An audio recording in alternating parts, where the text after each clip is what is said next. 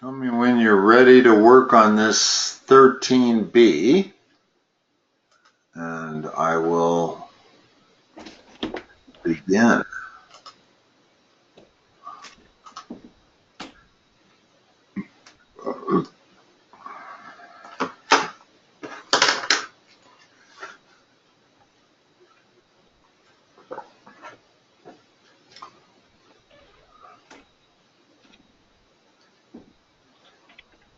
I sent it. Okay? Yeah, I got it. So, All right. 13b. Which law are we going to start this problem out?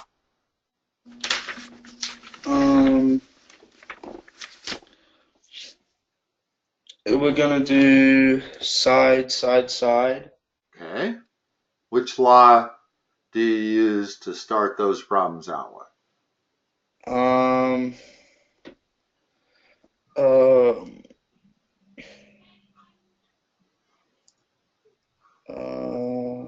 Do we use code? Here's the way to figure it out, Laughlin. You can only use the law of sines when you have an opposite angle and an opposite side known. Okay. If you don't have that, you have to use the law of cosines. That's the way to think about it. In other words, if I have a triangle like this, where that's 30 degrees, and I know that's 5, and I'm trying to figure out that's A, and that's 40 degrees, well, I have 30 degrees and 5. So I can use the law of sines over here. But I do not have that in this picture. Is all I have is 3 sides. I don't know any of those angles. And whenever that's the case, you have to use the law of cosines. And there's only 2 situations where that is the case. One is where you know it's side angle side, like that. In other words, you do not have an angle and an opposite side there. So you can't, there's no way to use the law of sines in either this one or this one. And it turns out that's the only two places where you can't start the problem off with the law of sines. You have to use the law of cosines. Okay. Okay, now let me label this A, B, C. And they want this angle right here. So, first of all, give me the general law of cosines. That's always where you start in math, is what's the general formula? It's Actually 3 of them. They're all valid. And you can use either one you want in this side, side, side problem. Any of the 3 you can choose. um. I'll list one of them. You tell me the other 2. Oh, okay.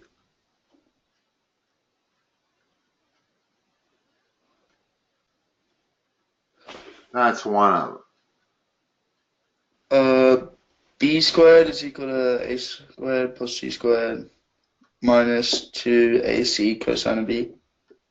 And the third one. C squared is equal to A squared plus B squared minus 2BA cosine of C. Okay. Which one are we going to use for this problem? Can't we technically use any of them? You're correct. They do ask for angle A. And if we use this one, we're going to get angle A as our first answer. Because notice what we know here. We know what A is, we know what B is, we know what C is, we know what B is, we know what C is. The only unknown there is angle A. So when we substitute everything into this first one, we're going to solve for angle A. So let's use that one. Technically, you could use any of the three, but in this problem, they don't say solve the triangle. If they say solve the triangle, then you can use any of the three. But in this one, they only want angle A. So fill it in. What's A squared? 18 squared. Rest of it? 26 squared plus 24 squared minus 2 times 26 times 24 cosine of A. Notice there's only one variable in that, right there. Everything else is a number. When you have an equation that only has one variable, you're going to be able to solve for it. So we're going to be able to answer the problem exactly like this. Do you have your calculator? Yep. These can be a little tricky. I would suggest the best way to solve these problems are just to do it one step at a time. What's 18 squared? It is 324. What's 26 squared? 676. It's 24 squared.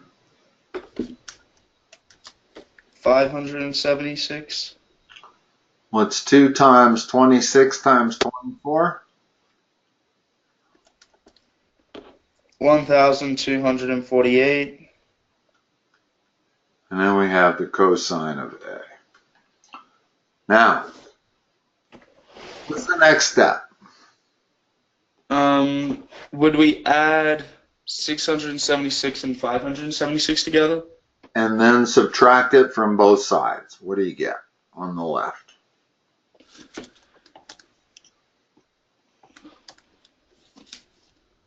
You got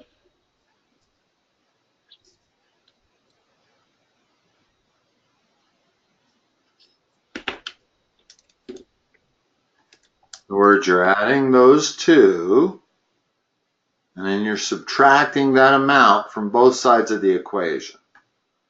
So you get minus 928. and that equals minus. Do not drop that negative sign right there. That's important. What's the next step? Divide by 1248. Do that.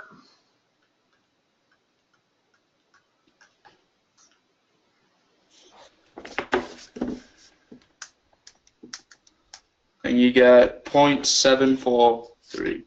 That's a positive 0.743. Now how do you solve for angle A? If cosine of A equals 0.743, what's A equal to?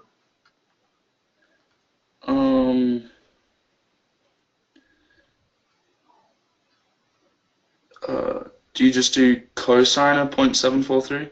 When you solve for angles in trig, you almost always have to use the inverse.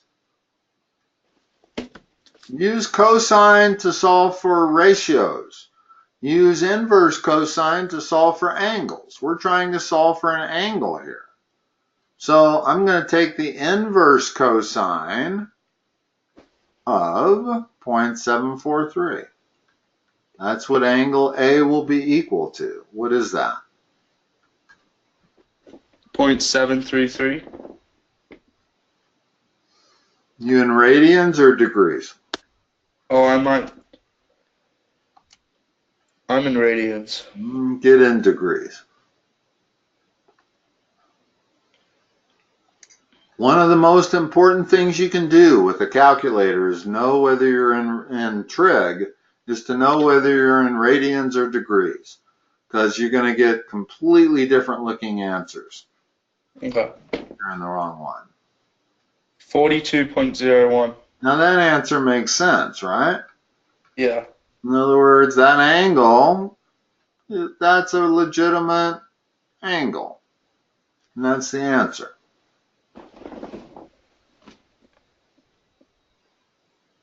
All right.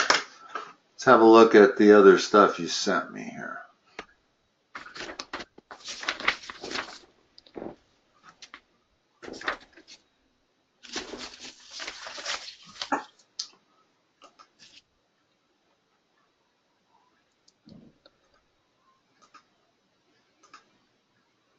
Oh, too much. Yeah.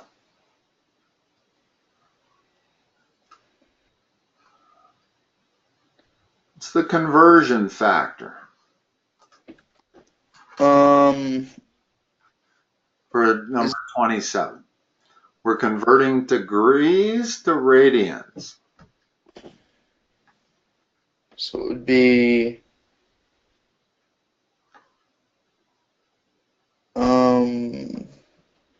Is it pi over 180 or 180 over pi? this would be pi over 180. Yes, and the reason is you're trying to get rid of the degrees. Well, that's degrees there.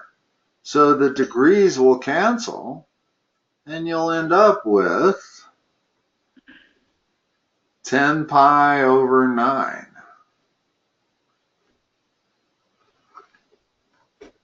In other words, this conversion factor is either pi over 180 or 180 over pi, depending on whether you're going from degrees to radians or radians to degrees. So what's the conversion factor over here? 180 over pi. And that's 180 degrees over pi radians. And even though we don't tend to put radians there, that's what that is. I'm going from radians to degrees, so I know that that thing is in radians. And the radians cancel, which is what you're looking for. You're going to end up with degrees. Pi's cancel, so it's what? It's 11/12 of 180.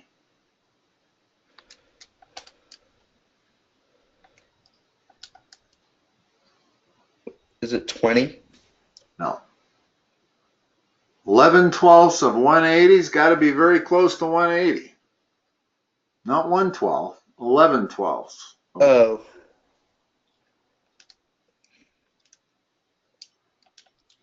$165. Okay. That's your answer. Always make sure you ballpark stuff. In other words, you know 20 can't be right. 11/12 is almost a whole. So our answer's got to be close to 180. It's got to be a little bit less than 180. Can't not 20. That makes no sense. But all right. Let's look at 28. Graph the polynomial functions. Determine the x-intercepts, the behavior at each root,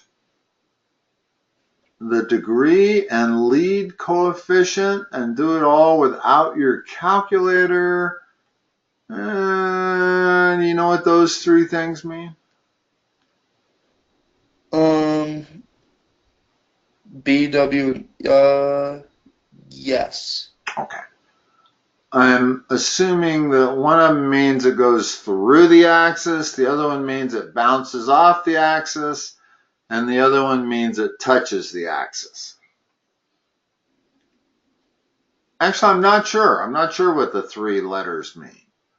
You might have B is bounce, W is wiggle, and C is cross. Okay.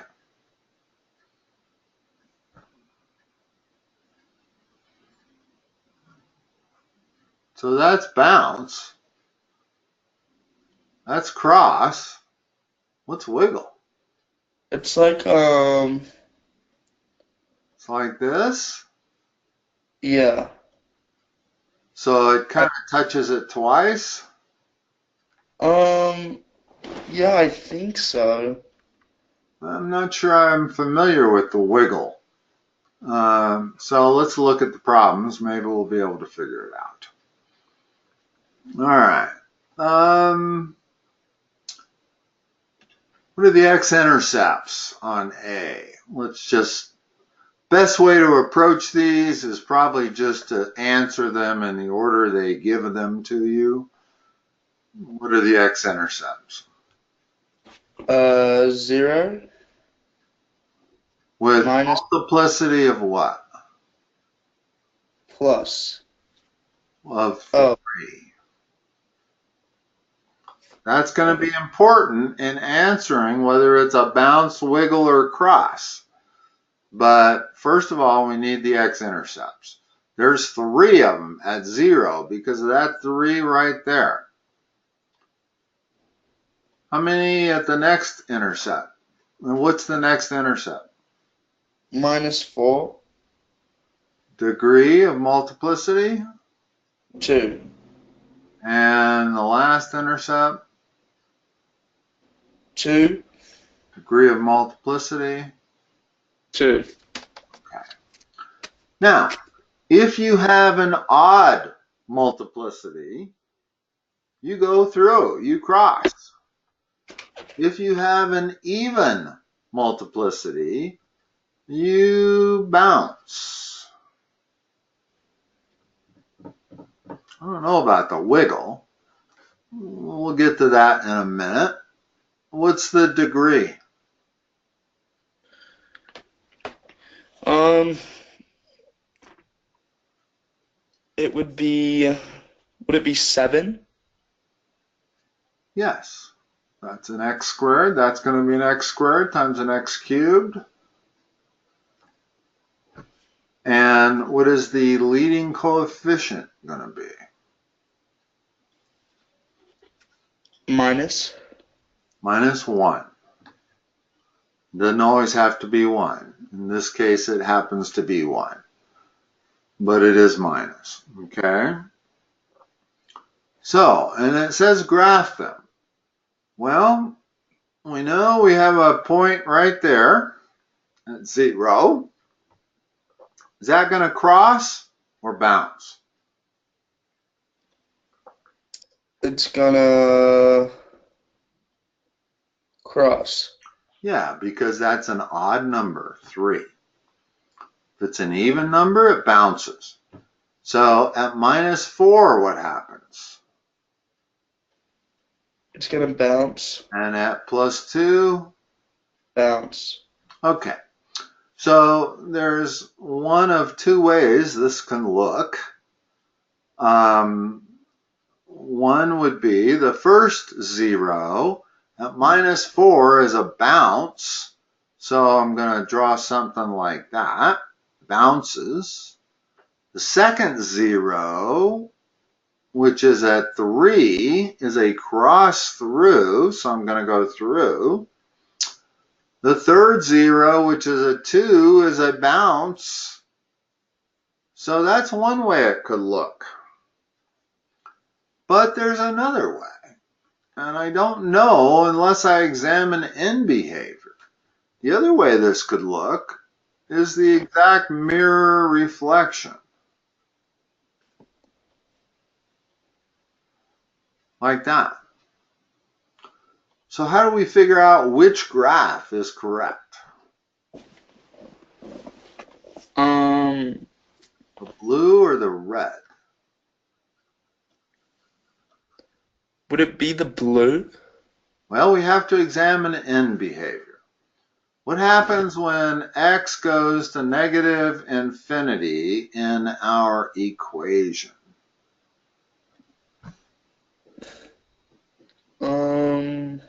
Does y go to infinity or does y go to negative infinity?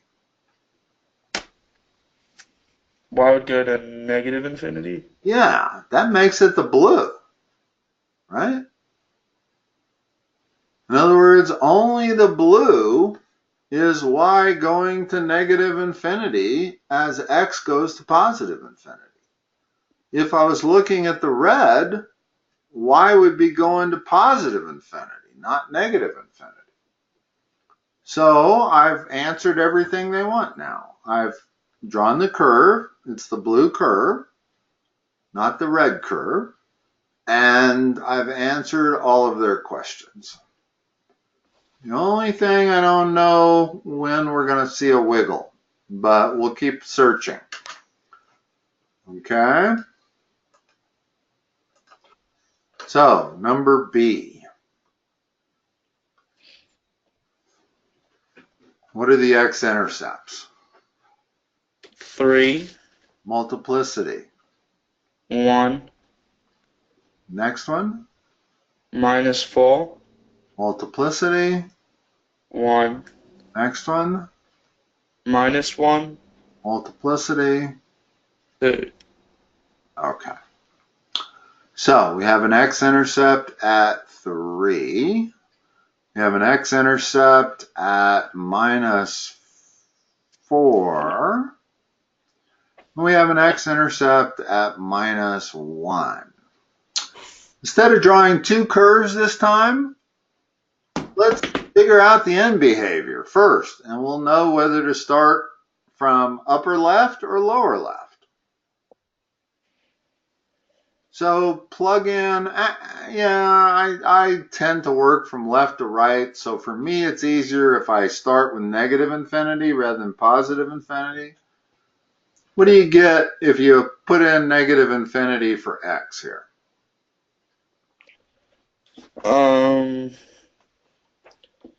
Negative? Well, you got a negative infinity there, times a negative infinity there, times a negative infinity squared.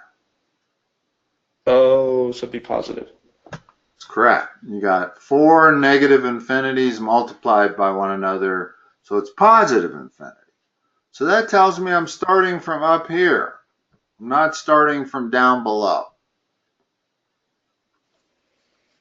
And now I don't have to draw two curves and pick which one is correct.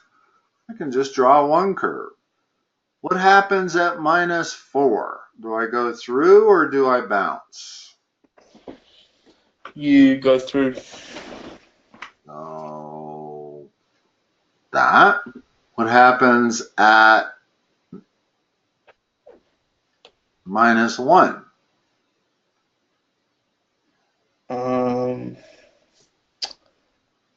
You would bounce. What happens at +3?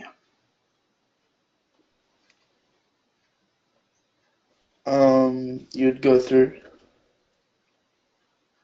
So there's our curve. It's easy enough to figure out the curve. What's the degree? 4.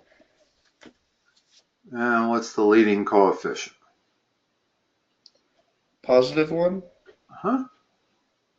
And this is very common for cortex. Notice that we have 1 extrema, 2 extrema, 3 extrema.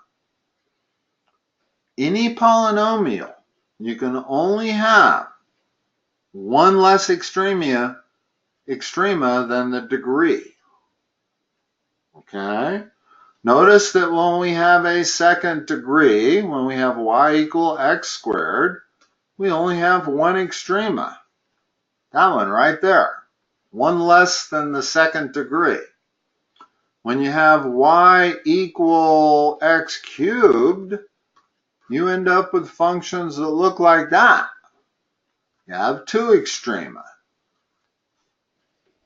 So you usually have exactly one less extrema than you do the degree of the polynomial. And in this case, that's exactly what we have. We have 1, 2, 3. Still don't know what a wiggle is. Maybe we'll find out. All right, how about C? Let's figure end behavior first this time.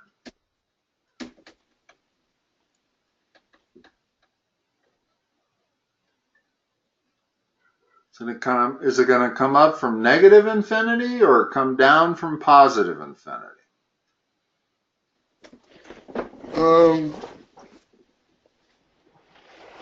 It's going to come up from positive. Come up from negative. Come up. Here's how I know. I got minus infinity squared. Notice the trap there. You got to make sure that's what that is. Times minus infinity squared. We can ignore this 4. That has nothing to do with it when you're talking about infinities. Times minus infinity squared. Well, this becomes plus infinity. This becomes plus infinity.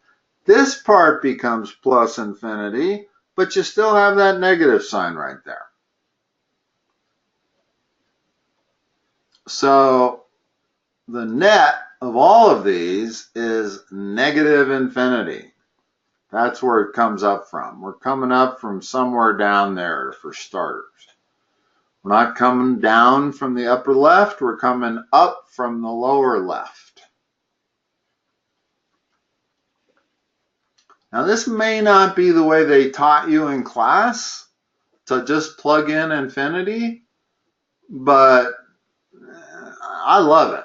It's a flawless method, never fails me.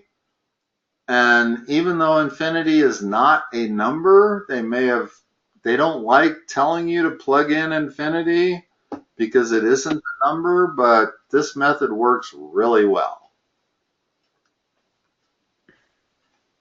So I'm starting from down there. Now, what are our roots with multiplicity?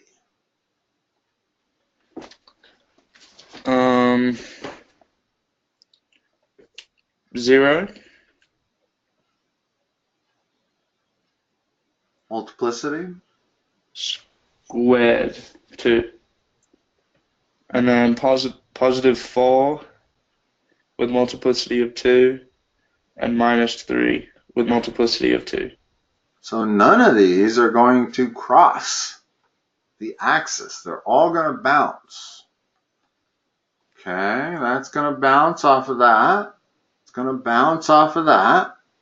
And it's going to bounce off of that. We know where we're starting, so there's only one way this graph can look. Bounce, bounce, bounce. Remember, it cannot cross the x-axis unless it has an odd multiplicity. I meant to write that like that. So, what is the degree?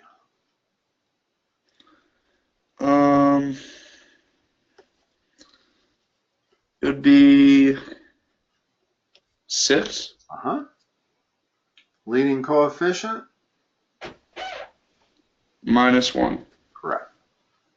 And notice how many extremas we have. We should have 5, right? Yeah. There's 1, there's 2, there's 3, there's 4, there's 5. Now, this concept of extrema is extremely important in calculus. Not so much in precalculus. You may not have even gotten to it yet. I don't know if they've talked about it to you yet. But I'm just pointing it out because you know what I mean by extrema, right? Yeah. In other words, if that's a local extrema, meaning that it's surrounded by points that are below it. That's a local extrema. It is surrounded by points that are above it. That's all we mean when we talk about extrema.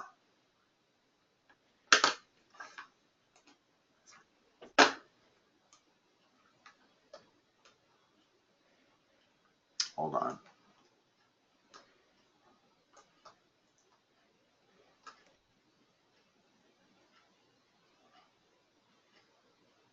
Okay.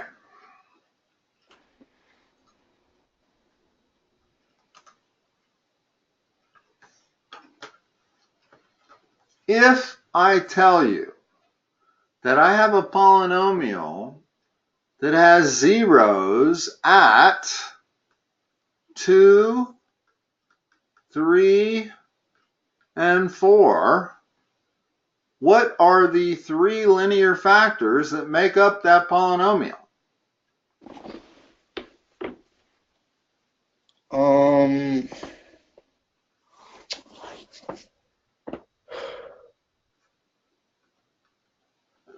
X minus 2, X minus 3, X minus 4. Yeah. In other words, notice that usually we're starting here. Yeah. And you have to figure out the zeros. Well, they're doing it backwards now. As with all of math, you have to be able to go both directions. Okay? So they're giving us the zeros first and wanting us to come up with the linear factors. But there's an additional kink here. There's an A that goes right there. In other words, I can have these 3 zeros and I can have any multiplier I want in front because I'm immediately going to divide by A. 0 divided by A is 0. So, but when you're going backwards, there's always this multiplier that you have to deal with. Okay? So, what are our, it's a 5th degree. Oh, excuse me, we're doing this one up here. On 29. What are our 3 linear factors? X plus 3, X minus 2, and X minus 5 is equal to 0. And there's actually, let's not forget that A. Oh, yeah. Okay. Now, what's our next step? They want the polynomial equation. So they want a 3rd degree polynomial. The only thing we can do is multiply these 3 things together. So the way I would advise you to do these are do 2 times 3 first. What does that give you? 6.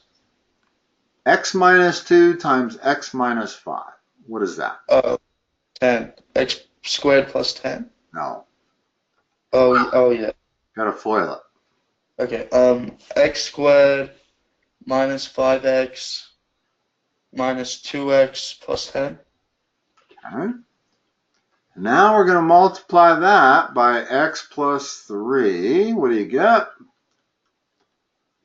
You then get X cubed. The best way to do it is just term by term. Do that, and then do that, and then do that, and then go back and do that, that, and that. So X cubed minus 7X squared plus 10X.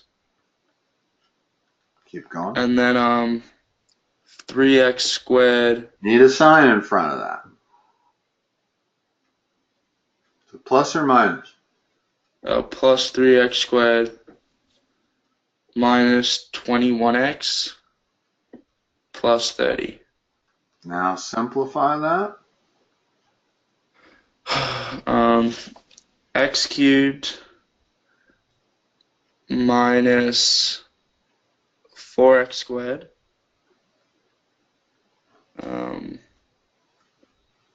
minus 11X plus 30. And remember that A. Okay. Now we're going to use this part of the information to figure out what A has to be. In other words, I know that when X is 1, the right side has to be 56, not 0. So, yep. A times 1 cubed minus 4 times 1 squared minus 11 times 1 plus 30 has to equal 56. In other words, they're telling me that when x is 1, y is 56. Okay? And now, let me erase enough that I got room to write here.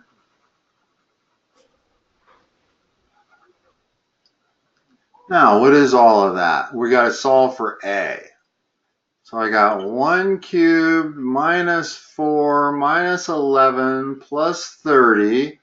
That's 31 minus 15. So that's 16a equals 56. What's a equal to? 3.5. And now go down to this and put 3.5 in place of a.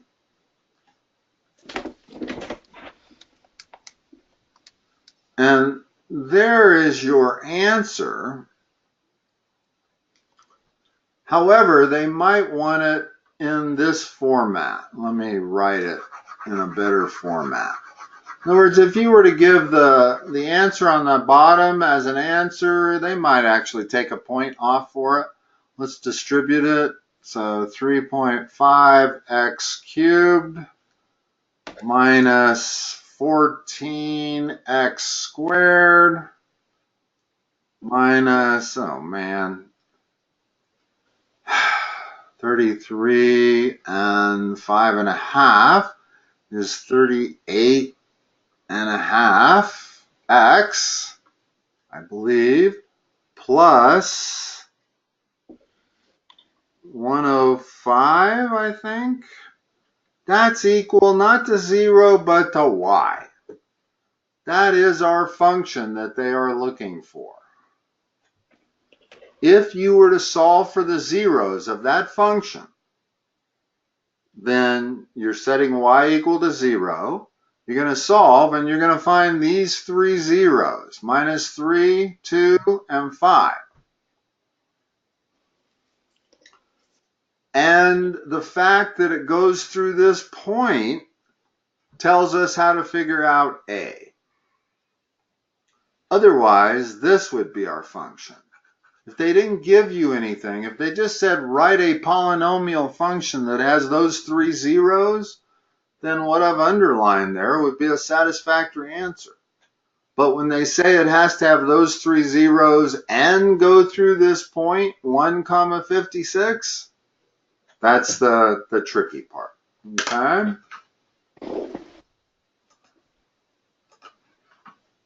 Now, number 30, a very similar kind of problem, only a little more complicated. What are my linear factors going to be? X minus 0. Which is just x. Okay. X plus 1 and x plus minus 2. What's that mean? Double real root at 3. I am not sure. Means x minus 3 only squared.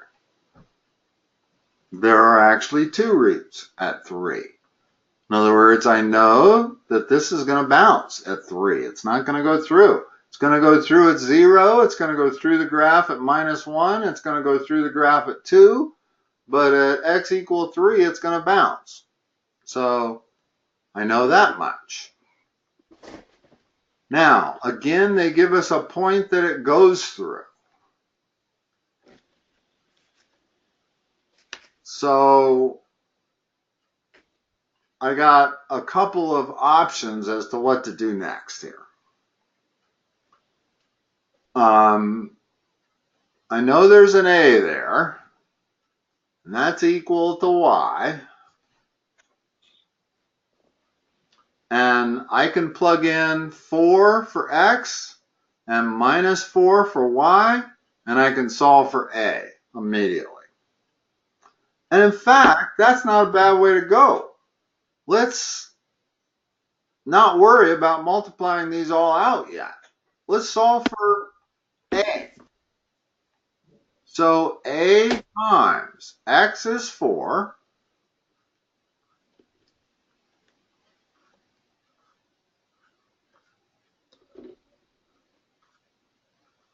That has to be equal to minus 4. That's going to let us solve for a really quick. We've got 40, so a equals minus 1/10.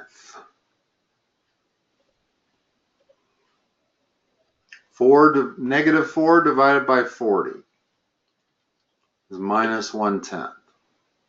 Okay. Okay. Now, we got a couple of choices. If I didn't want to do all the math, all I got to do is go up there and put in minus 1/10. And there's our answer.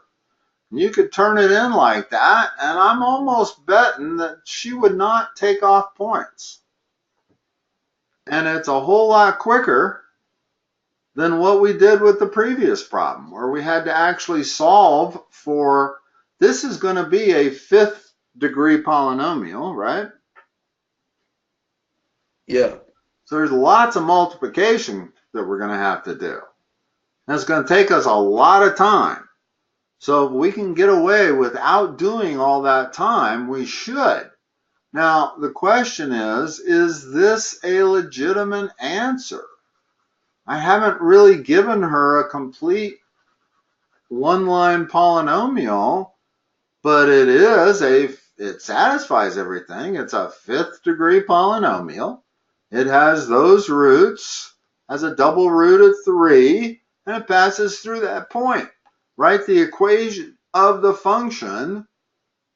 This should be a satisfactory answer. There's no need to do all that multiplication. Okay.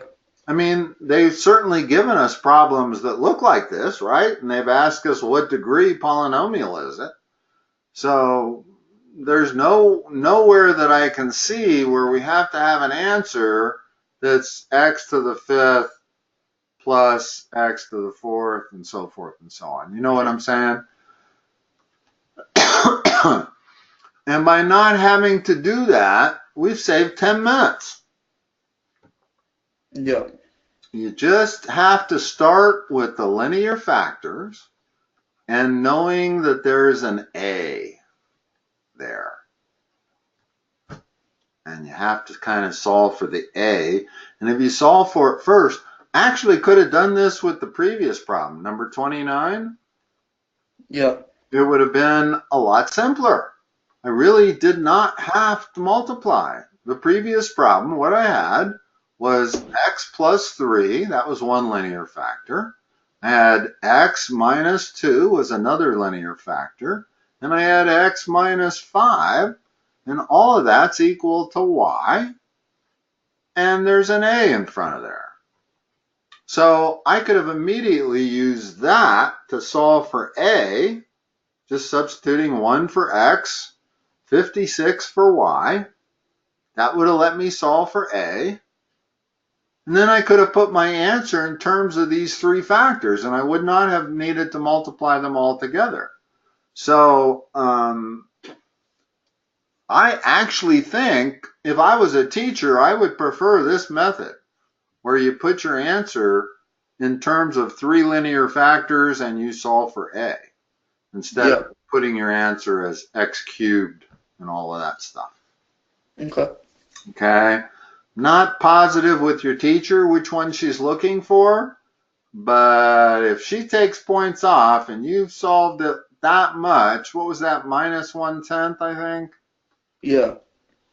That should be a legitimate answer. Minus 1/10 times those 3 linear factors equals y.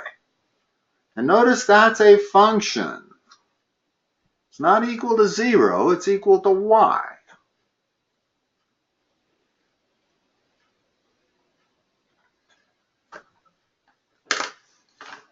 Lachlan, what else do we have? Or do you have any questions? Your test is tomorrow, right? Yeah. Okay. Are there any issues that you're not certain of that you'd like to ask about, either in concept or with a problem? Hmm.